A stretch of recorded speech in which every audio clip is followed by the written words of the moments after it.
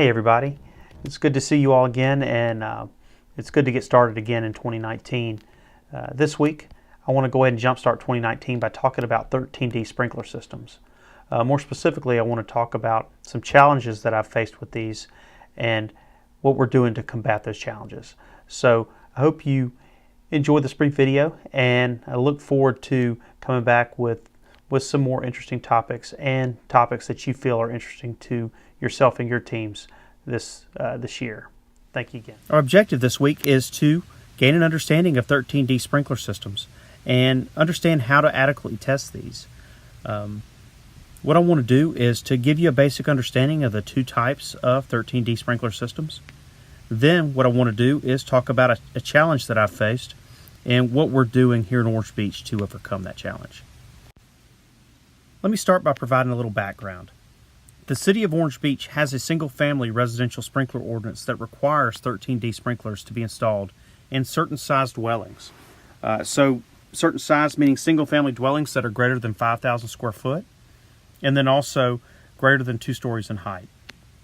This was in effect prior to the state of Alabama's rejection of the 2009 IRC sprinkler mandate, which they did in 2010. The NFPA, or the National Fire Protection Association 13D standard for the design and installation of residential sprinklers, identifies two basic types of systems: multi-purpose and standalone. Know that 13D sprinkler systems can be installed in 1 and 2 family dwellings, townhomes, and then also group R3 and R4. So know where 13D systems can be installed. The first type mentions were multi-purpose systems, which I like the most, which integrate the fire sprinklers with the cold water plumbing lines in the house, so that the sprinklers perform just like any other plumbing fixture. These systems were created specifically for residential use and are designed to be easily and seamlessly incorporated into the home's construction process. Know that I like this the most because it incorporates one valve for domestic and fire. Also, it requires very little maintenance. The next type of system is a standalone residential sprinkler system, which uses a separate additional system of piping that must be kept isolated from the home's drinking water supply by a backflow preventer, like you see on the left. This component adds additional cost to the initial installation, as well as an annual maintenance cost, which can significantly add up over time. The biggest hurdle that I think this provides is that it's got a separate valve from the domestic side, which means that the homeowner can just come over here and shut this system off. So what do you know about 13D sprinkler system design? What I want you to know is that these are life safety systems only. These aren't intended for property conservation. So with that, there's no inside or outside hose allowance, and you also get the residential exemptions like from the attic, closets, bathrooms less than 55 square foot. Also know that the design is for 2 heads at a 0.05 gallons per minute per square foot, or sprinkler listing, whichever is greater. Also know that in installation, there is very little room for error.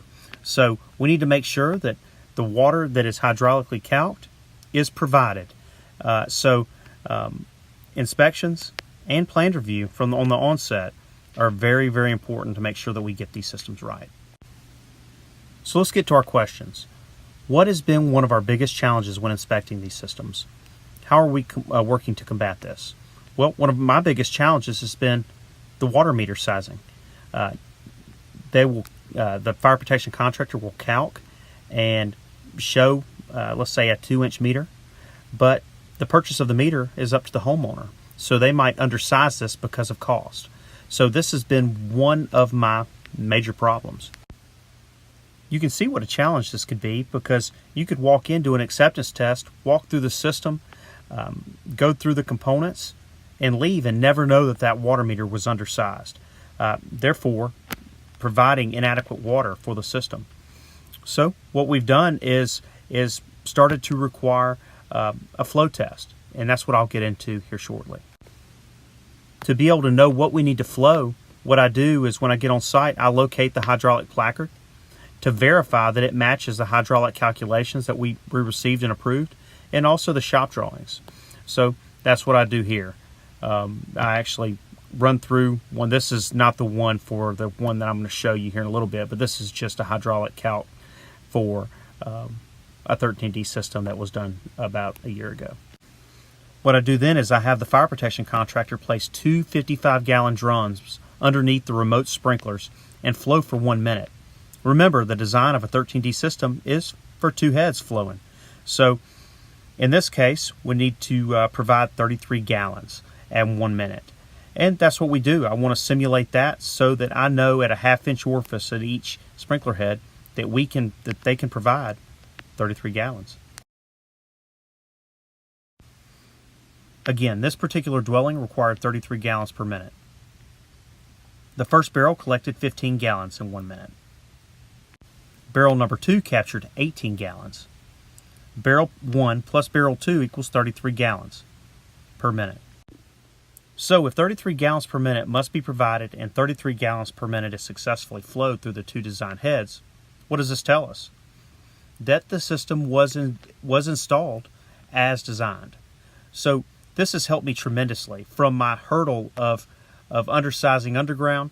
Now I've got a method of ensuring that the system piping is installed properly. Hope that you all enjoyed this 13D presentation, from general information to a challenge that we faced and what we're doing to overcome that challenge.